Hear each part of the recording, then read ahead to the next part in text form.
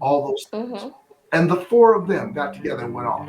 Part of that is her reconstitution of her life. She didn't want doing that kind of stuff when we was managing schedules and getting kids where they need to be and doing. She wasn't doing as much of that. So that's a part of her reinvention of the self to be able to do that. Otherwise, guess who all of that need for relationship and need for stuff is going to fall off. That's going to fall off. That's why I tell women all the time. Come on. You keep your girlfriends.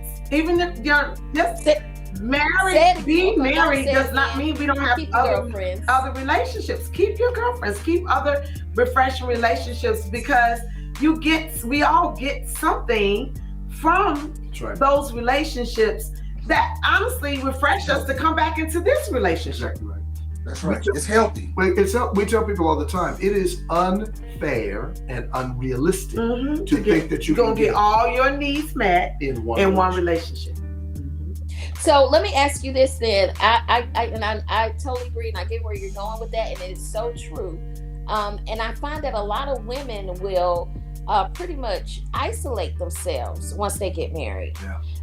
But as you're saying, that's a lot of pressure on one person. So let me ask you this. Why do you think for us as women, that's important? Like, I get together with my girlfriends, but not as much as he gets together with guys. And a lot of times in relationships, people think when guys are doing a lot of getting together or going out, it's not good. But when the women are doing it, it seems to be okay. Well, it depends. I mean, I think that we both have to have other relationships outside of this relationship, healthy relationships, appropriate relationships outside of healthy, appropriate. Y'all got it? Appropriate and healthy relationships outside of this relationship. But those relationships are there to meet other kind of needs for socialization, maybe needs for men, productivity, and even for women, sometimes it's productivity. It is. And I think part of my axiom for understanding the construct of men and women I draw from the scriptures, and that is to say that when Adam was created, Adam was given a job before he was given a wife. So the uniqueness of male construction is with respect to productivity. Even bearing children, having children is a sign of productivity for men. A paycheck is a sign of productivity. Creativity in the musical realm, hanging out with musical types, being in the studio and all that other kind of stuff is a sign of productivity. Women, when God created Eve, he drew Eve out of Adam, and the first thing Eve got was a husband. So women are created uniquely with respect to relationship. And that's not oftentimes marital relationships, but relationship in general. And so as a general rule, and I'm not generalizing for all women, because some women will say, my uniqueness with respect to productivity, I don't have to have all that relational stuff, but most women tend to be more relationally oriented. Most men tend to be more productivity or work. And so, which is why I believe that it works the way that I was just saying it. When a lot of times when people see men as being more relationship or going out or doing that, it seems to be kind of taboo. But I think what you're explaining. I don't know. For me, I've never seen that as taboo for men. I just think that whatever we do, whether it's inside of the marriage or outside relationships, they need to be appropriate and they need to be healthy relationships that refresh us, that we can bring something back to this being the main relationship. And so I'll give an example. When I was younger in our marriage and I was still a professional musician, I spent time in the studio till 2 or 3 o'clock in the morning. That was not only, I would go to the studio if I knew a session was going on, whether I was in the session or not. It was a place where I went for a relationship. But it was because being in the music studio was part of my productive effort. You never know who's going to call you in on a gig. You never know if somebody's not going to show up and they say, "Can you do the horn line on this real quick?" And you're all of a sudden on the gig. That kind of thing. Likewise, when I was out on the road with Daryl Coley, Daryl and I were very, very close. We were friends. That was Uncle Daryl. But it was also productivity.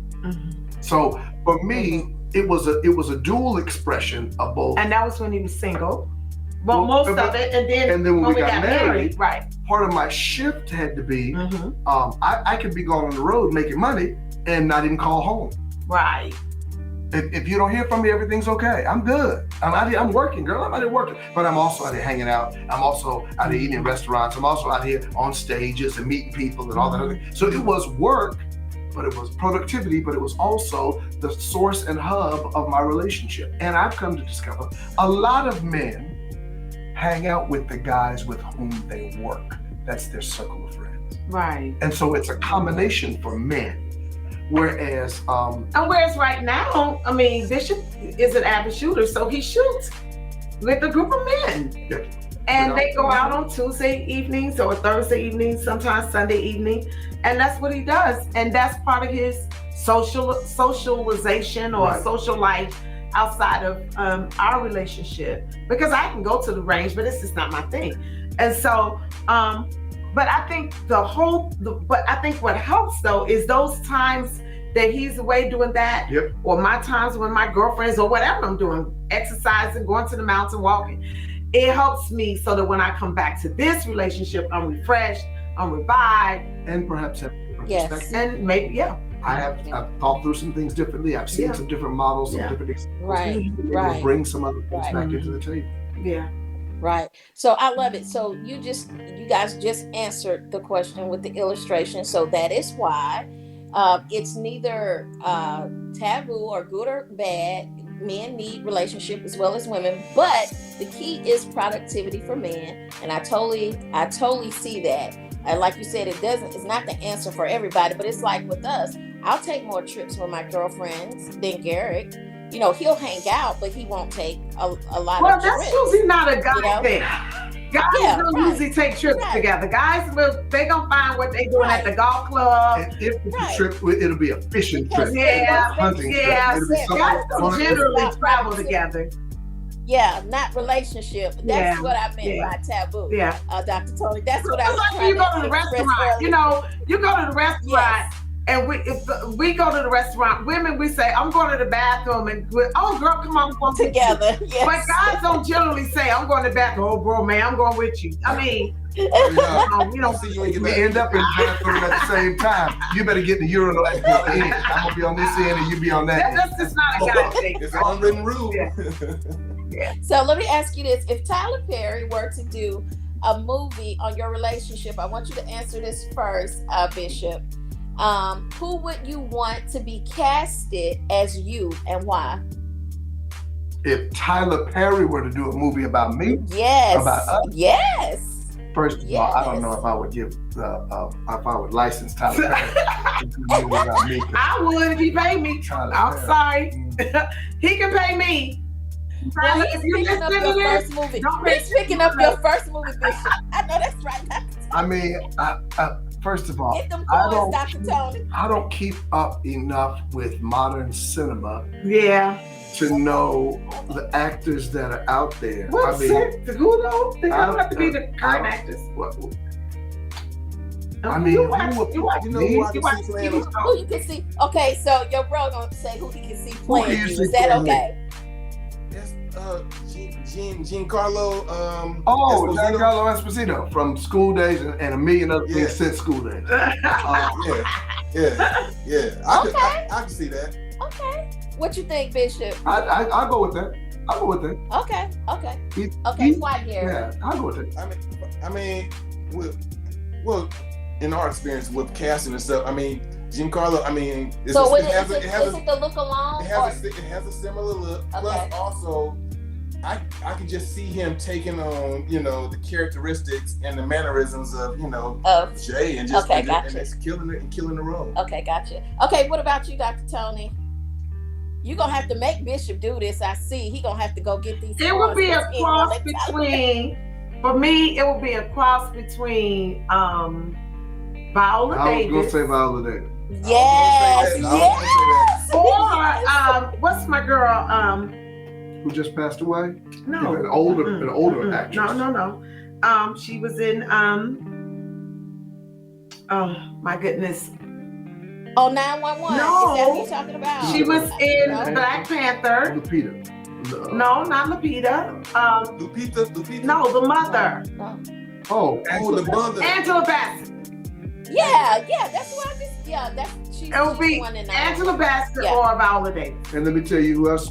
Totally so true. But let me tell you who else. I totally my wife. If I could pull anybody out of time to play her, it would be a young Cecily Tyson. Yeah, definitely. When I was a little girl, I wanted to be her. When I was a little girl. Yes. You carry Cecily Tyson beauty. Yeah. Poise and grace. Yeah. Dignity. Definitely Cecily. A younger Cecily, yes. Mm-hmm. Yes. I didn't even think that. Yeah, I knew he was going to say that. I can see that totally. Yep. Okay. The next question. What song would be the theme song for your relationship, Dr. Toni, and why?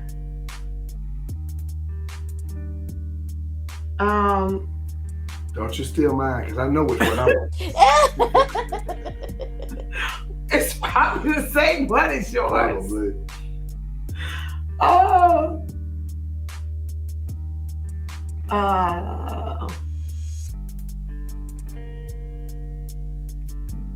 Let's stay together. I'll take it. That's hers. Okay. I know that goes with the what you're gonna say. What am I gonna say?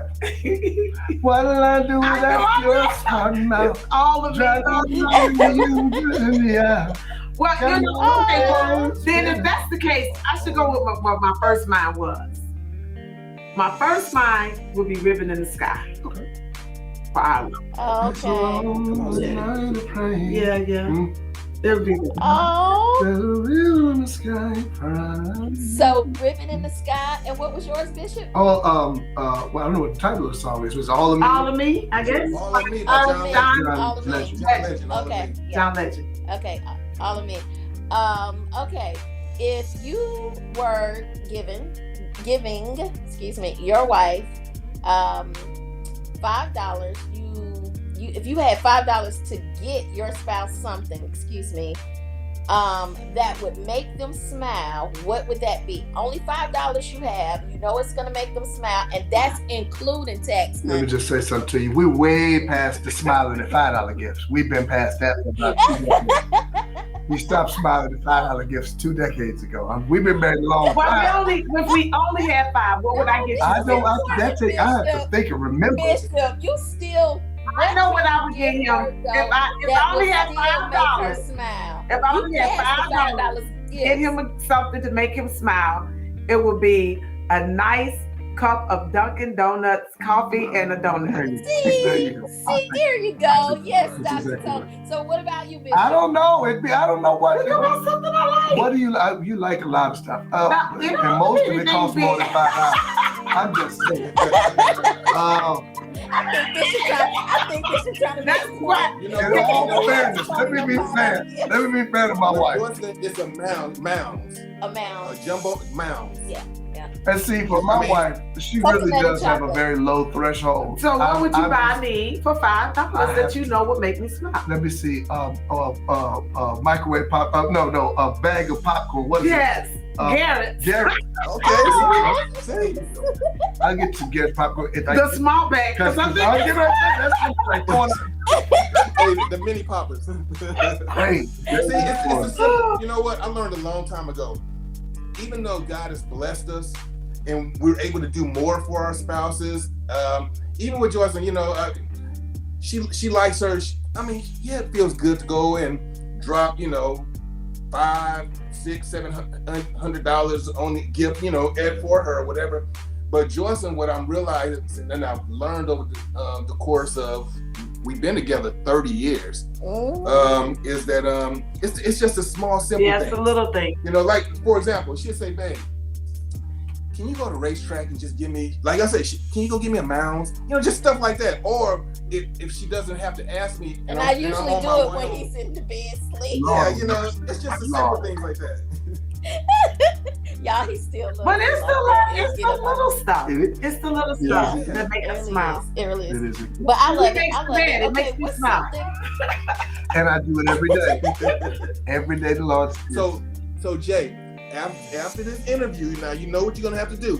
you're gonna have to just go, and get just something simple and something small, just to put that smile on her face. Go get that popcorn. Pop that bag of popcorn. We going to lunch. It's gonna cost more than $5. It is. But it'll be worth Not much it. more. And let me be fair, because a lot of times, Toni, you doing your job, Dr. Toni. And you got him good. A lot of times people think that when you get to a particular stage or station in marriage, that it does take more to maintain than it does to obtain. That's for sure. But it takes it in different ways. And let me say this of my wife, and encourage others to be like my wife, men and women. And that is not having a high threshold of what it takes to make you happy. When we first got married, we lived in an apartment. We didn't have a washer and a dryer. I didn't have good credit nor any money, so I couldn't get us one. And so every Wednesday, we had to schlep luggage. I would help her with bags, our laundry bags, luggage, down to the wash house that was in the middle of our complex.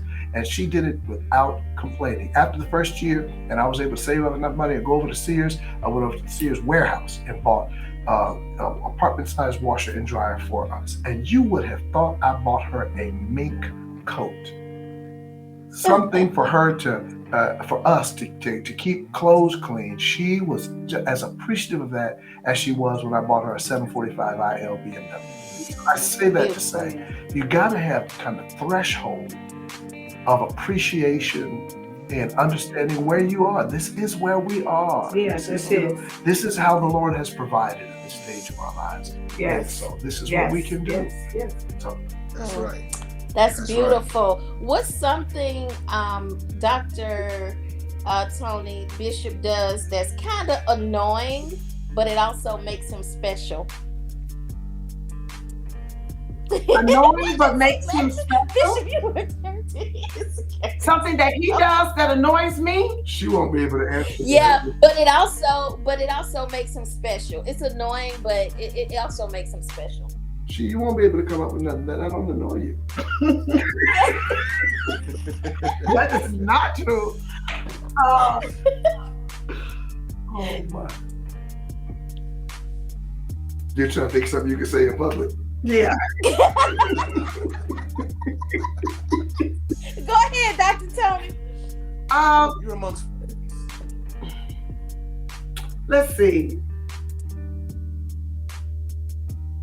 I don't know. That's annoying, but makes him special. Okay, so I would say his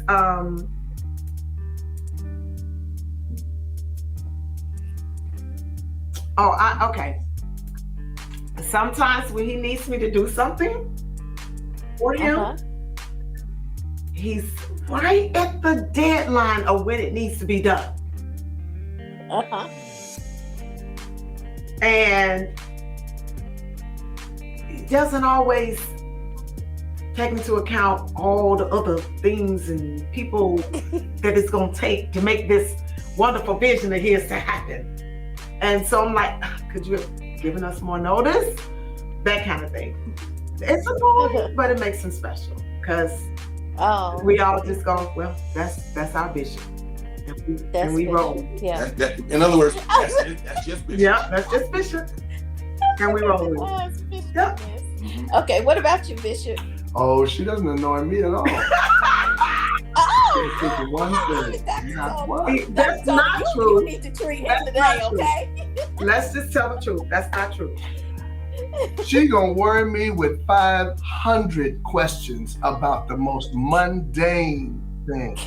Something that does not require that level of interrogation. She's going to ask the kind of question again, and then if she don't get the answer she wants to hear, she's gonna ask it a slightly different way about 32 seconds later. I'm trying to help you. And I have to say to her, hey, you've asked me that 3 times now. Don't ask me that no more.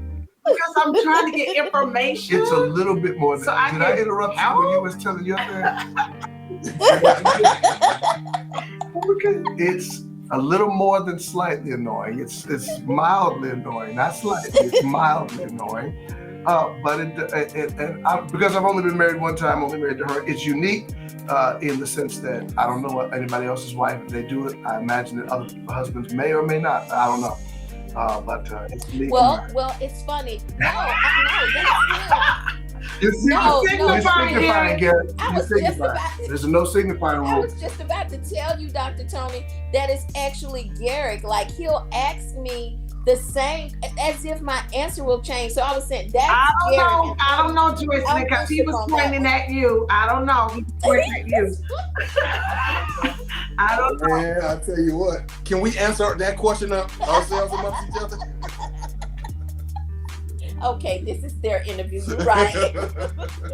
Okay, the next question is, your spouse sends you to get food and the only thing open is, oh my gosh, McDonald's. He or she may not eat McDonald's, but it's the only option you have to get something you know they would eat, and they are extremely hungry. Okay? I don't know. Okay. Well, hold on. He's gonna be okay. I'm gonna be all right. So Bishop, you have to get in your head what it is that you know she would get for you from McDonald's. Filet fish meal with a Diet Coke.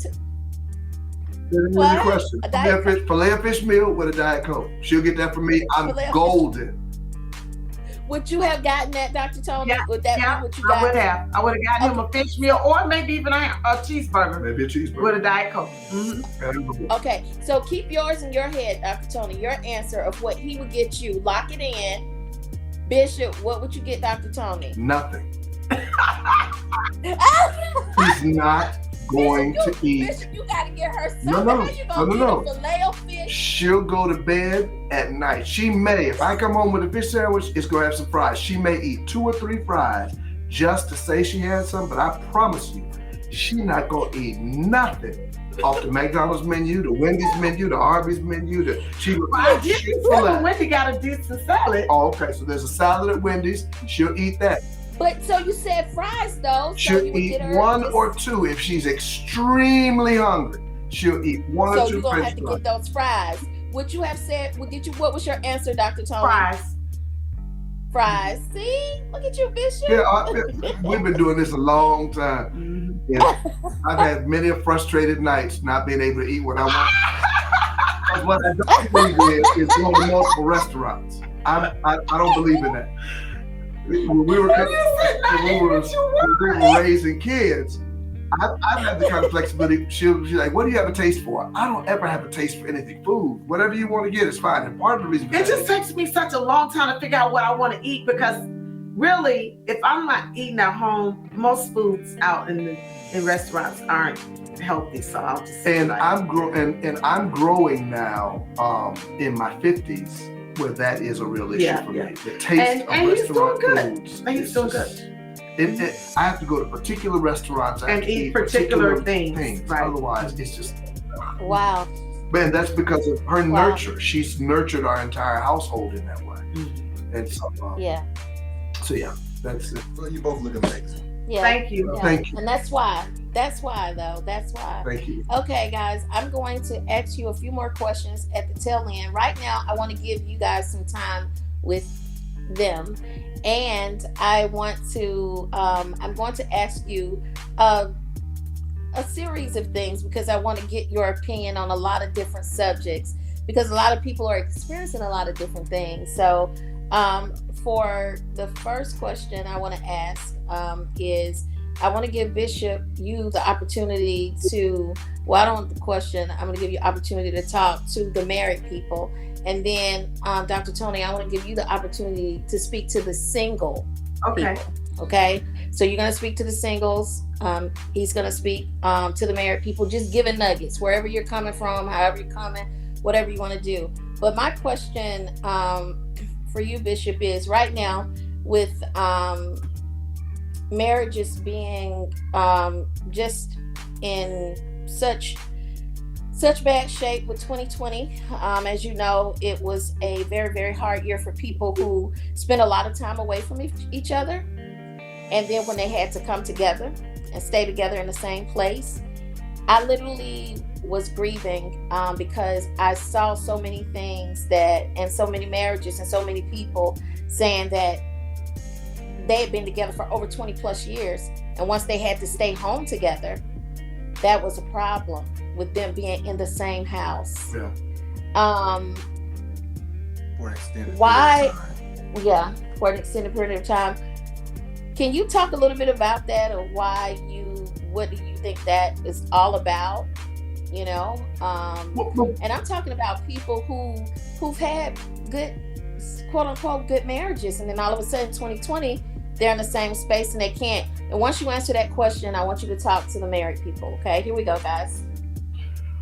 Well, in answer to the question, one of the things that strikes me is this: 2020 is an anomalous year. 2021 is an anomalous year. So anything that happens in the crucible of a marriage is the outgrowth of all these other mitigating factors. I would surmise, and the people that I've talked to, is not just the proxemics of being closer to my spouse than I have been over the last 20 years. Now I'm thrust into this crucible where we're together, but it's also the pressure of and the fear of whether or not one of us is going to contract the disease and die, whether our children are going to get ill, how we're managing homeschooling them when before not only were we apart at work, but they were apart from us, and we were having help in the village, the school village, helping to nurture and raise them. So there's a lot of compounded pressure. The economic strain that came to marriages and families during COVID, people losing jobs, businesses closing up, things of that nature. So it put a particular economic strain. So I would say that it's not just proxemics. And so having the kind of circumspect vision to be able to say, you know what, all of these things are going on around us, that's contributing to some of the tension that we have. And it gives us the opportunity to reestablish our marriage, not around this as a new norm, because at some point or another, we are going to be more routinized back into a better, perhaps a better or at least a more independent life structure that serves the marriage, so that way we can refresh and come back together, so that way we can have opportunities to expand our creative possibilities elsewhere and then come back together. So I think that we have to take into account the complexity and the pluriform nature of what this COVID thing has done to us. I think the other dimension of that is that most people entered into marriage with a set of working tools, but not a strategy for how they were going to obtain particular marital goals. Most people come into marriage and you ask them, what are the goals for your marriage for this year, for the next 5 years, for a lifetime? They can articulate those marital goals. And so if you don't have a goal, then you can't put a strategy to how we're going to obtain this. And so when there's no goal and no strategy, and you have a pandemic that brings you together, it just feels like there's this cycle of hopelessness, because this isn't doing anything. We ain't going nowhere. We're not all we do the same thing every day. All we do is sit right here, look at each other. No. We can still move toward our goals if we have them. We can alter and adjust our strategy around COVID norms to be able to move toward it. And that's part of what I see happening in marriages, that they don't have those kind of things in place. And that would be my advice, to put those things in place. So what are your post-COVID goals? What are your goals for your marriage? Did you take this time to start you was home every day? Did you take this time to write the business plan? You've been telling her, I'm going to start my business, quit this job. Did you write the business plan while you was home for the last 18 months? Did you go check out what financing you would take? Did you write the book? You've been home every single day.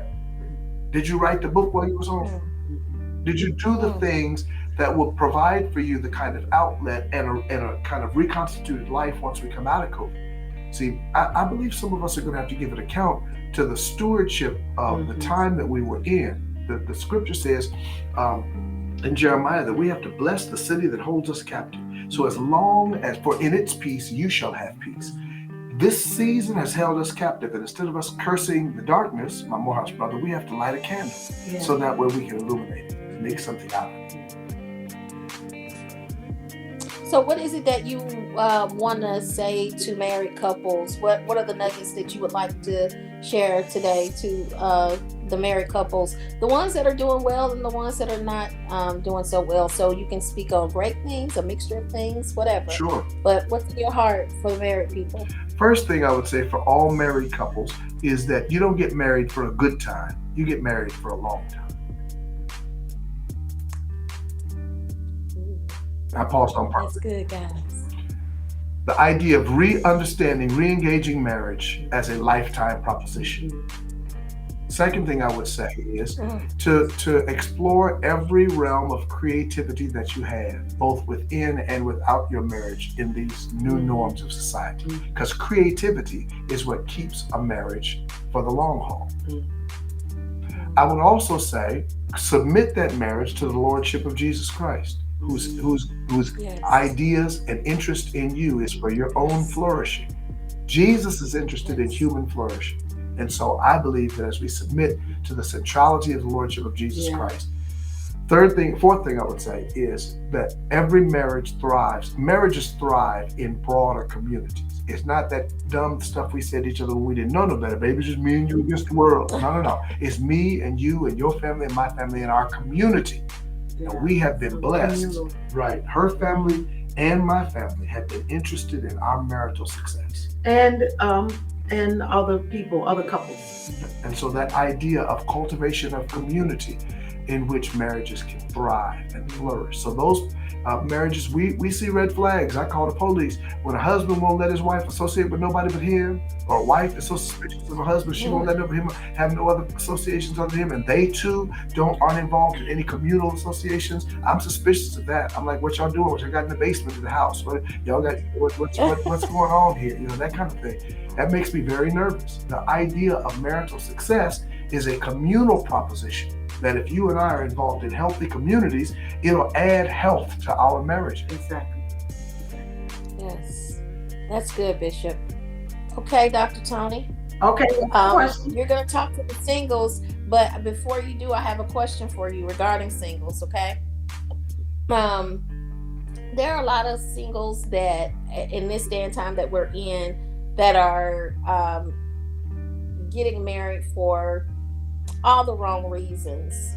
And I think that for me, when I saw the question, I think it's about what people are seeing, like as far as like social media is concerned, you know, like we're getting kind of caught up in what we see, and not so like I don't want to say what we see is fake, but not really reality. And a lot of the young people are marrying based upon frivolous things nowadays.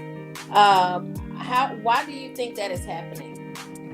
Well, first of all, we live in a voyeuristic society right now because we're in the social media age. So most people are looking at what they see on social media, and what we cannot do is base our relationships, marriage, or any other decision we make off of what we see people posting on social media. People have a public persona, and it's okay. I mean, if Bishop and I, when we post pictures of us being in our relationship, of course, we always get people, oh, you all are so beautiful, you're so lovely. All the stuff that people say when they see a couple in a picture together, booed up or whatever you want to call it. I'm not going to post a picture of me and Bishop arguing, but that doesn't mean we don't have arguments. I'm not going to post a picture of us looking our worst, although we're not always made up in hair in place and all the other kind of stuff, but we have real life. And so what you have to understand is what you see as an image or a picture. Maybe get to know some of those couples and let them tell their story, because there's always a story behind what you see. And so don't make decisions based off, number one, what you see on social media, because that's just sometimes not not that it's fake, but that's only one aspect, I'll put it that way, of a person's life. I don't want to say it's fake, because my pictures that we post are real. They're real. Right? But there's other sides and other ways. It's incomplete. It's only one aspect of who we are. And so you cannot make a decision on marrying someone based on an incomplete picture that you saw of someone else's life, okay? The other thing is, you don't know what other people have gone through or what they're going through and how they're maintaining what they have or don't have in a relationship. So just, get to know people, get to know real stories, get to know real life issues, and marry based on the call of God on your life, the call of God on that person's life. Marry because you have common destiny and common interests. Marry because of friendship. Marry because of Do you enjoy conversations with each other, or y'all have common interests? My sister said to me one time about my marriage. She's been married now, divorced, and she says the thing that made you and your marriage work is that you all have common destiny and common interests. And so sometimes we marry people and we don't have common destiny, we don't have common interests or whatever. So look for those things in a mate. All right. Look not just for what you want, but look for what you don't want in a relationship. And you be the kind of person that you want to bring to a relationship. That's the part. You know, if you want someone to be considerate, you be considerate. You want someone to be kind, you be kind. You want someone that thinks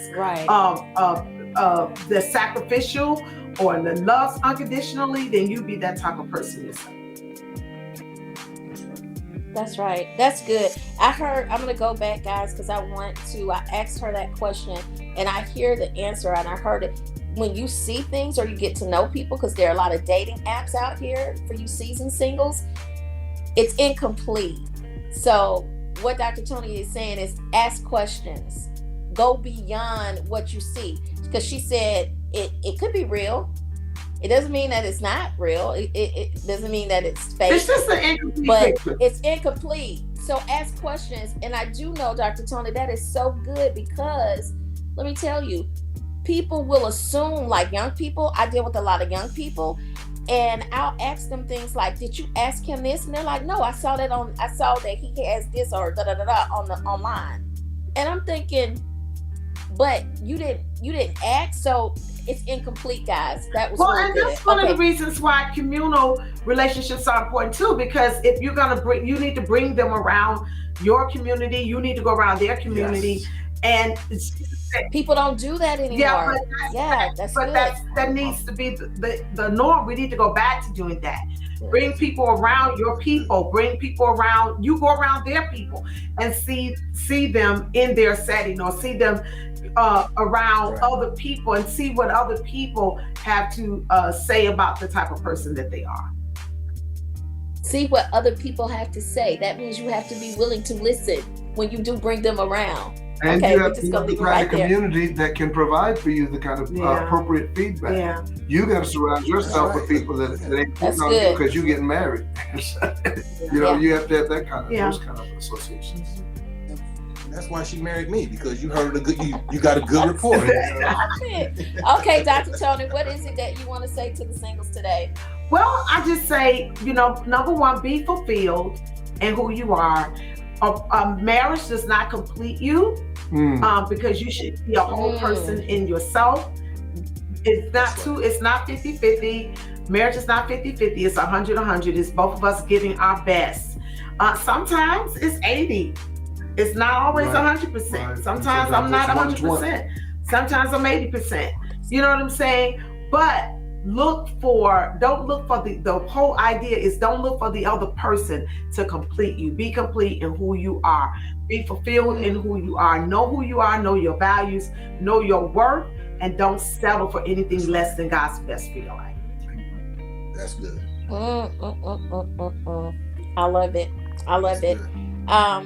I want to end with these game questions.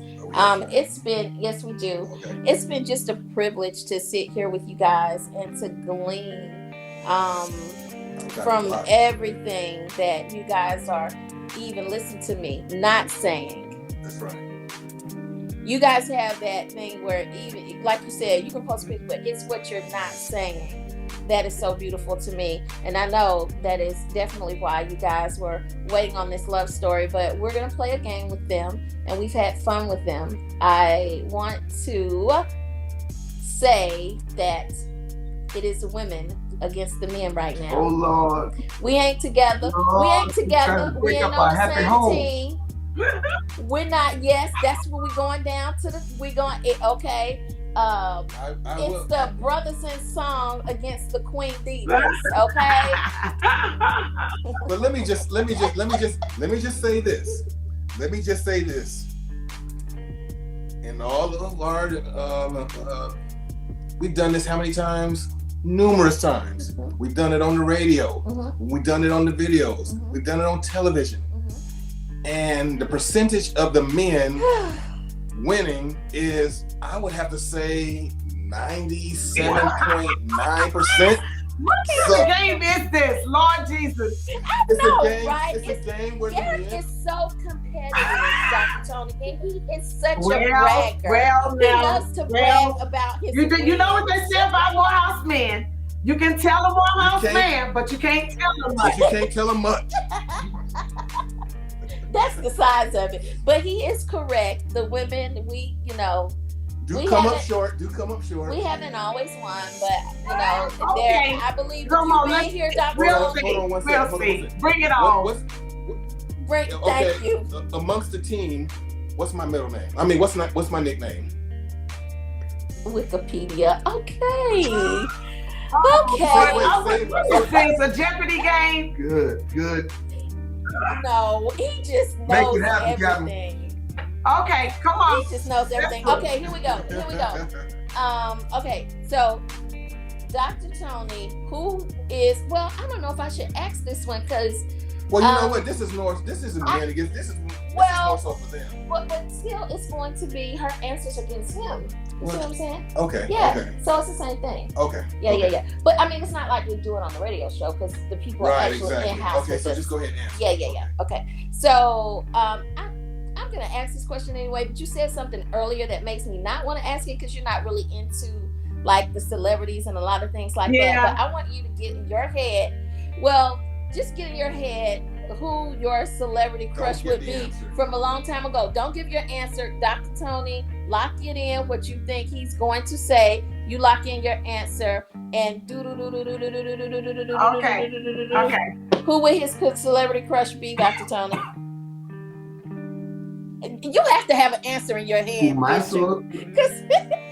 gotta say who his celebrity crush is? Yes. And you have an answer. You can't answer. I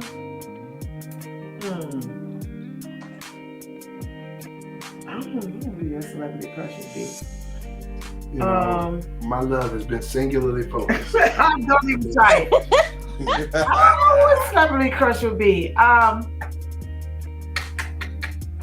Does it have to be a singer or an actress? Either or. Okay, I'm gonna say Tina Turner. Tina Turner. Judging from that laugh, I believe that's the wrong answer. What's the answer? No, it wouldn't have been Tina Turner. Who is it? I don't know. What's the answer? Y'all, Bishop got swag. Y'all don't let it. Bishop got swag. Bishop who was your favorite? Okay, and I wouldn't have been Tina Turner. Never entered into my mind. But I don't know if I was. I mean, past, present. In a previous lifetime, Lisa Bonet. Why are you twisting up your face? So just one person. Okay. So Dr. Toni, you got yours in your head? Who my celebrity crush is? Yeah. Yes, don't say it, because he's got to tell us who it would be. Denzel Washington. Why do all the men think it's a way? Well, mine was. Is that right, Dr. Toni? I never told you that. I know you. Did he get it right? I got it right. He got it right. Did I get it right? See what I mean? Did I get it right? Wait a minute. Is that right? Okay, fine. He got it right.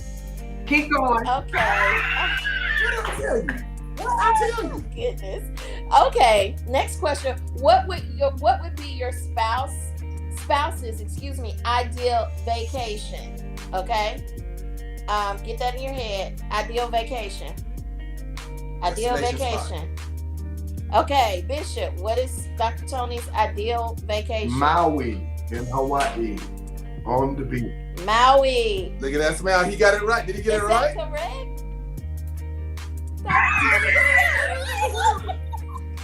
Oh, Jay. The host. Okay. Yeah. Okay, what is Bishop's, Dr. Toni?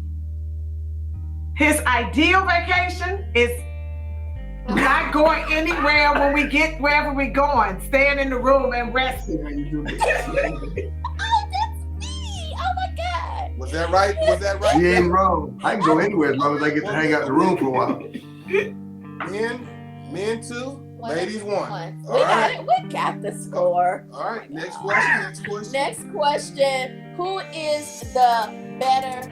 Now, this way, you guys can, like point to each other. You don't have to answer it separately. You can just kind of point to who you think it is, point to yourself, or point to your spouse. Who is the better dancer? Don't need both of us dance like friends. You guys answer together. Okay, you say Bishop. Bishop he said, okay, Bishop the better dancer. No, you dance better than me. I don't know. We don't win. Who burns the most food? Who what? Burns the most food. That's only by default, because I don't do no cooking. Because you don't cook? Okay. So, I mean, if anything does get burned. I don't burn food. Right. So that's only by default. Every blue moon, if something has gotten burned. I burn some bacon every now and then. Every now and then she'll burn some bacon because we talking, and she'll be like, oh my God, my bacon. See. I love it. Dr. Toni said, I don't burn food. Who has the best memory?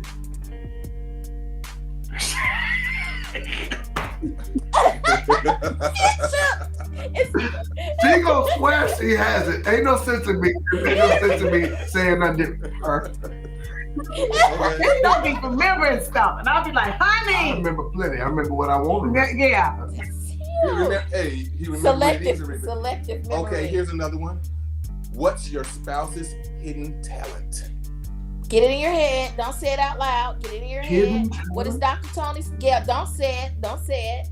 Okay, and we're gonna start with Dr. Toni. What is Bishop's hidden talent? I don't like Bishop. Wait. Okay. So she said you don't like it. No. So Bishop, get it in your head what your hidden talent is. Okay. All right. Tell us when you got it locked in, because Dr. Toni's gonna tell us exactly what it is. And go.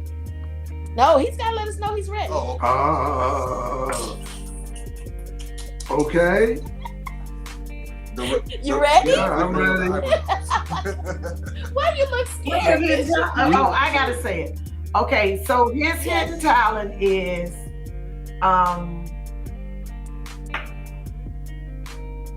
making bean and bacon soup. Yes. Making bean and bacon soup. Yes. You got it. Yes, that's what I'm gonna say. I was thinking. Yes. Yes, that's it. Bean with bacon soup. I don't know what it's hidden talents. I do everything I do. I'm such a narcissist. I do it out in public. So I don't know if anything's hidden. Oh Lord.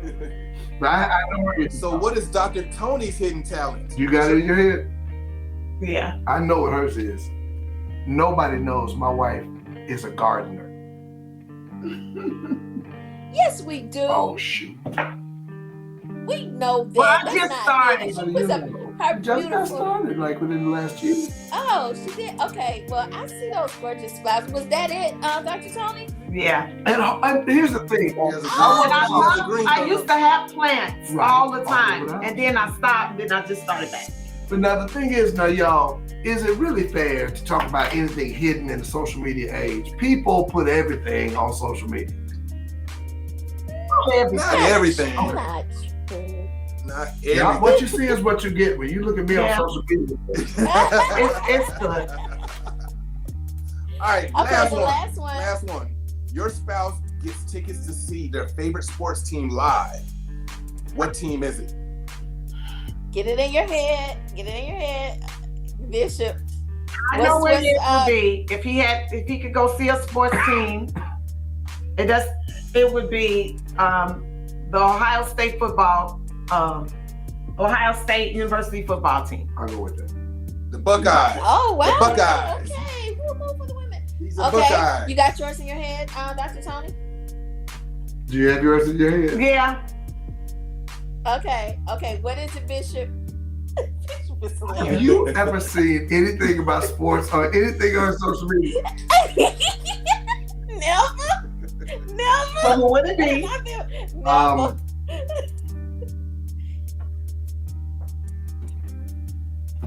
The Chicago Bulls basketball team. Yeah. Oh, okay. That was great. Bishop, you be acting like you don't know the answers, and then you get that was such a guess. I mean, she's from Chicago. A guess? But it was a good. It was a good. I'm gonna go with basketball. You know what? The men won again. All the sports, though, I like basketball the most. That I do know. Yes. But you know what? The men won again. What was the score? Hail to the Kings. Hail to the Kings. Hail to the Kings. Yes. You know what? It's been a pleasure. It's been a pleasure spending this time with you guys today. Especially since the men won. yeah, that too. I mean, you know what? Hey, Jay, and you know, I'm gonna say something off air, but okay. But go ahead. Hey guys, listen, thank you guys for joining us today. We really appreciate you guys being here, and we hope something we said today touches you in some kind of way. And to our guests, thank you so much for being with us today.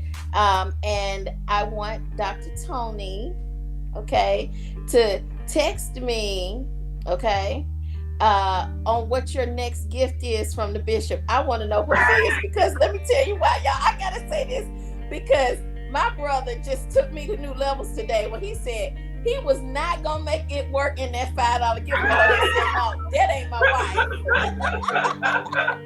That ain't my wife. So no, we had fun with you guys today. We love you so much, and we appreciate your time. Thank you, Dr. Toni. Thank you folks so We've much. enjoyed it too. It was fun. You guys have a great day, okay? See you later. Love you too, bud. Love you. Okay, thanks, Toni.